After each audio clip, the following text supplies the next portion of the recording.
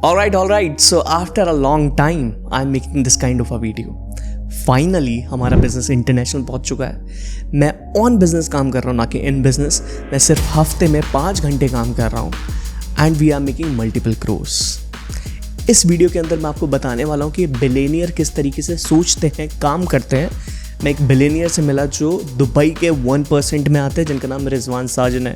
मैंने उनकी हर चीज़ ऑब्जर्व करी, उनका काम करने का स्टाइल, उनका टाइम का फ्रीडम, सारी चीज़ें, और जो उनसे मैंने लर्निंग ली मैं इस वीडियो के अंदर आपको बताने वाला हूँ कि आप भी हफ्ते में 5 घंटे काम करके मल्टीपल क्रोर कैसे बना सकते हो।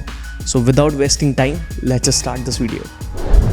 इस वीडियो को मैं 5 स्टेप में कवर करने वाला हूँ। तो सबसे पहला स्टेप है हमारा एवरग्रीन प्रोडक्ट, और एवरग्रीन प्रोडक्ट को लेके आपको रिसर्च डेवलपमेंट करना पड़ेगा। ये हमारा सबसे पहला पार्ट है। फर्स्ट पार्ट के अंदर आपको एक चीज़ ध्यान रखनी है, आपको वो चीज़ नहीं बिल्ड करनी जो आपको पसंद है।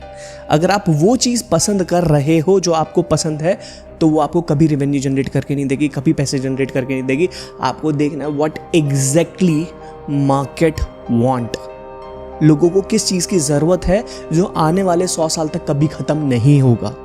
आपको ऐसा प्रोडक्ट सर्च करना है कि वो मार्केट में लोग आपसे खरीदेंगे और आपको उसको बेस्ट बनाना है। अगर आपको मार्केट में मोनोपोली क्रिएट करनी है ना, जैसे मैगी ने की, पार्ले जी ने करी, उन्होंने एक ही प्रोडक्ट के ऊपर अपनी मोनोपोली क्रिएट करी है।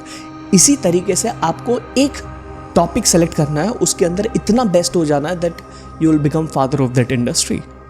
और जब आप इतने बेस्ट हो जाते हो तो लोग एनी हाउ आपके पास आएंगे, आपके प्रोडक्ट खरीदेंगे और लोगों को भी लेके आएंगे, और आप उससे मल्टीपल करोगे, रेवेन्यू जनरेट कर सकते हो। तो सबसे पहला स्टेप है कि आप रिसर्च और डेवलपमेंट करोगे अपने एवरग्रीन प्रोडक्ट के लिए। जैसे मार्केट में लोगों को क्या क्या चीज़ों की ज़रूरत रहती है, लीड की ज़रूरत रहती है, सेल्स की ज़रूरत रहती है, फनल्स की ज़रूरत रहती है, और बिजनेस चलाने के लिए किन किन चीज़ों की ज़रूरत रहती है, अलग अलग बिजनेस मॉडल के हिसाब से रहता है। तो सबसे पहले जितना डीप डाइव कर सकते हो रिसर्च और डेवलपमेंट में उतना करो, और खाली ChatGPT से नहीं। अगर आप उन्हीं फील्ड के फाउंडर से मिलोगे, जिसको कहते हैं चप्पल घिस के रिसर्च करना, तो ऐसे फाउंडर से मिलो जो ऑलरेडी वो चीज़ें कर रहे हैं, और उनके एक्सपीरियंस से, मार्केट के एक्सपीरियंस से जानो, चीज़ें पूछो, क्या चल रहा है, ये चीज़ चलेगी नहीं चलेगी, आपकी क्या प्रॉब्लम है, आप इस चीज़ को कैसे सॉल्व कर रहे हो, आपके आउटकम कैसे आ रहे हैं। The first part is this, and this is something which is very very important. 99.9% startups यहाँ पे फेल हो जाते हैं सिर्फ इसी वजह से। क्यों? अगर आपको ऑफर अच्छा नहीं होगा तो आप मार्केटिंग नहीं कर पाओगे, और जो फाउंडर है वो फिर सेल्स टीम को गाली देता रहता है, साले काम नहीं कर रहे हैं, काम चोर हैं, निकम्मे हैं। वो सेल्स टीम की गलती नहीं है, वो फाउंडर की ही गलती है। अगर आपका ऑफर अच्छा नहीं है तो मार्केटिंग करने में आपको बहुत एफर्ट डालना पड़ेगा, और सेल्स कॉल वाली जो टीम है वो सिर्फ फ़ोन पटकती रहेगी, इसके अलावा और कुछ नहीं होने वाला। अगर आपका ऑफर बहुत ही बेहतरीन बन गया है, इम्प्रोवाइजेशन हो गया है, जिसकी मार्केट में डिमांड है, नीड है, सारी चीज़ें हैं, तो आपकी मार्केटिंग ऐसे हो जाएगी। और जब आपकी मार्केटिंग ऐसे हो जाएगी तो आपको बेचने की ज़रूरत नहीं पड़ेगी। लोग सिर्फ इंक्वायरी करने के लिए आएंगे, आपका प्रोडक्ट ये है, इतने का है, प्राइस ये है, सिर्फ आपको लोग पैसे देने के लिए आएंगे। So everything is depend on your offer, कि आप ऑफर किस तरीके से बनाते हो, कितना रिफाइन है, कॉम्पिटिटर को एनालाइज किया है, नंबर फिगर को एनालाइज किया है। That is something which is very very important. Step 2 है सिस्टम एंड प्रोसेस। बहुत सारे लोग हवा में तीर छोड़ते हैं, और खासकर इंडिया के अंदर जो मैंने देखा है, किसी के कोई सिस्टम प्रोसेस नहीं हो रहे, इतना पैसा डाला, इतना निकाला, बस वो यही चीज़ें ऑब्जर्व करते हैं। अगर आपको एक बिलियनियर की तरह काम करना है ना, अगर आपको अच्छे पैसे बनाने हैं, देन आपके सिस्टम प्रोसेस होना बहुत ज़्यादा ज़रूरी है। अगर एक कस्टमर एक पाइपलाइन के थ्रू गया तो उसको कैसे कैसे नर्चर करके बाहर लेके आना है, वो बहुत इंपॉर्टेंट है। उसका फर्स्ट लेवल कहाँ इंटरेक्शन होगा, सेकंड लेवल पे कहाँ इंटरेक्शन होगा, थर्ड लेवल पे क्या होगा, उसकी डिलीवरी कैसे होगी, उसका आउटकम क्या होगा। तभी भी आप एक प्रोडक्ट डिज़ाइन करोगे ना, तो आपको पीछे से सोचना, आगे से नहीं। जब भी कोई आपका प्रोडक्ट खरीद रहा है तो उसका रिजल्ट क्या होगा, आप उसको डिलीवर किस तरीके से करोगे, उसका आउटकम क्या होगा। आपको इन तरीके से सोचना है, और ये चीज़ आप डिलीवर कैसे करोगे। और डिलीवर करने के लिए आपको सिस्टम प्रोसेसेस बनाने पड़ेंगे कि आपको हसल फसल ना करना पड़े, आपकी टीम परेशान ना हो, और ऑटोमेटिकली अगर आपको स्केल करना है तो सिस्टम प्रोसेस के थ्रू एक क्लाइंट की कस्टमर जर्नी बहुत आसान हो। अगर आपने ये नहीं करा तो आप अच्छे लेवल पे पहुंच नहीं सकते हो। 99 से भी ज़्यादा परसेंटेज होगा, पॉइंट में होगा, जो लोग अपने सिस्टम प्रोसेसेस बिल्ड करते हैं, जो मैथ्स को कैलकुलेट करके देखते हैं, अदरवाइज 90% बिजनेस ओनर ऐसे ही फेल हो जाता है कि वो अपने सिस्टम प्रोसेसेस बना ही नहीं पाते कभी भी। तो ये बहुत क्रूशियल पार्ट है, क्योंकि इन फ्यूचर जब आप अपने काम को डिप्लॉय करोगे तो बिना सिस्टम प्रोसेस के आप आगे नहीं बढ़ सकते। That is one of the most important step. अब चलते हैं स्टेप 3 पे, जिसका नाम है टीम बिल्डिंग।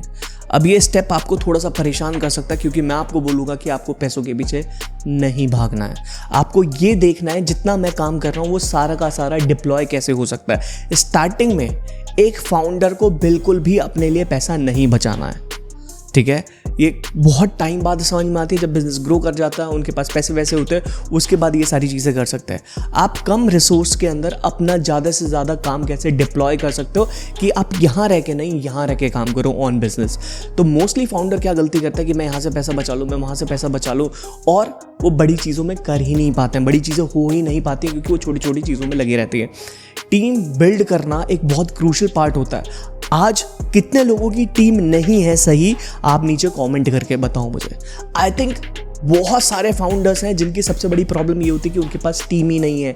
एक पार्ट करने के लिए नहीं है, ये भी काम मैं कर रहा हूँ, वो भी काम मैं कर रहा हूँ, सारे काम मैं ही कर रहा हूँ। अगर आप वन मैन आर्मी की तरह चल रहे हो तो आपसे बड़ा बेवकूफ़ आदमी कोई नहीं है।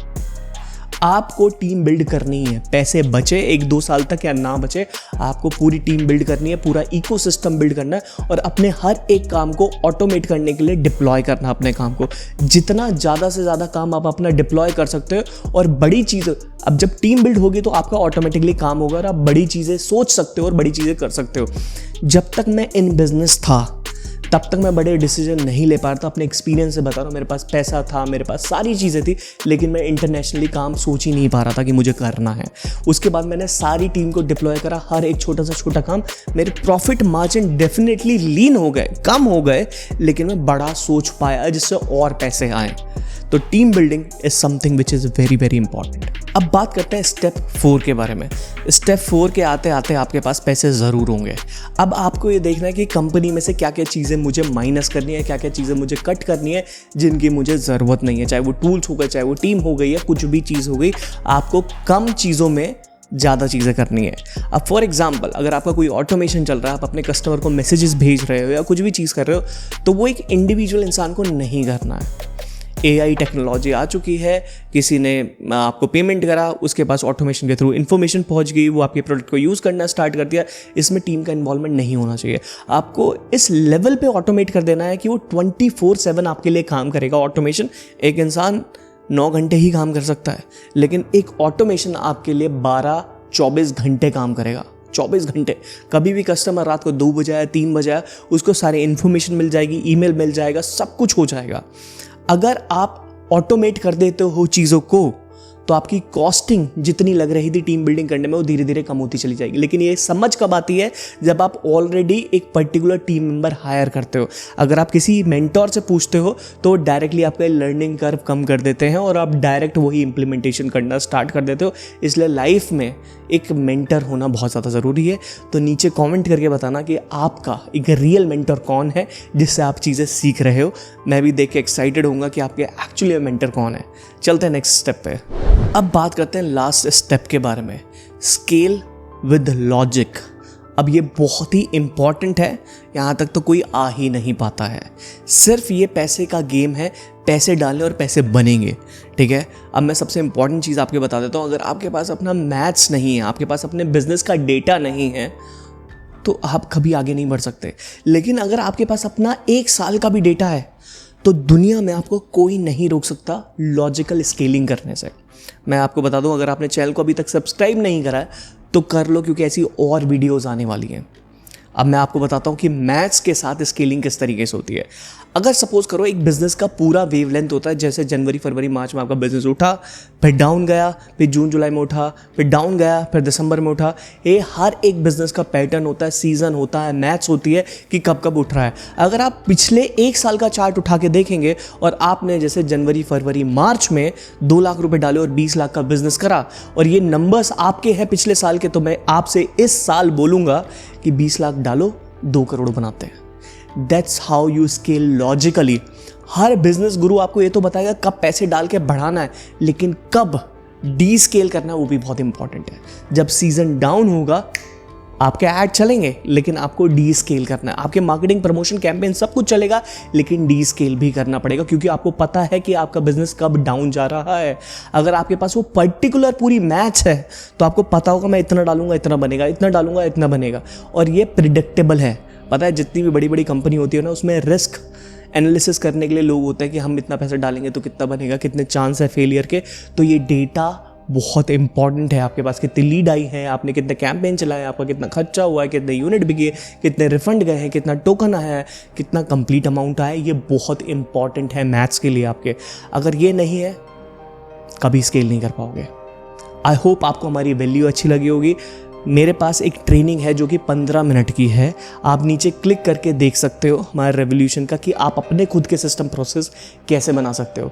एंड मैं चाहता हूँ जो भी आपकी एक बिगेस्ट लर्निंग है नीचे कमेंट करके बताओ फ्रॉम दिस वीडियो। एंड हमने एक और वीडियो बनाया कि आप अपने बिजनेस को 100 करोड़ तक कैसे लेके जा सकते हो। अगर आप लोगों को जानना है और सीखना है तो मिलता हूँ आपसे इस वाली वीडियो में।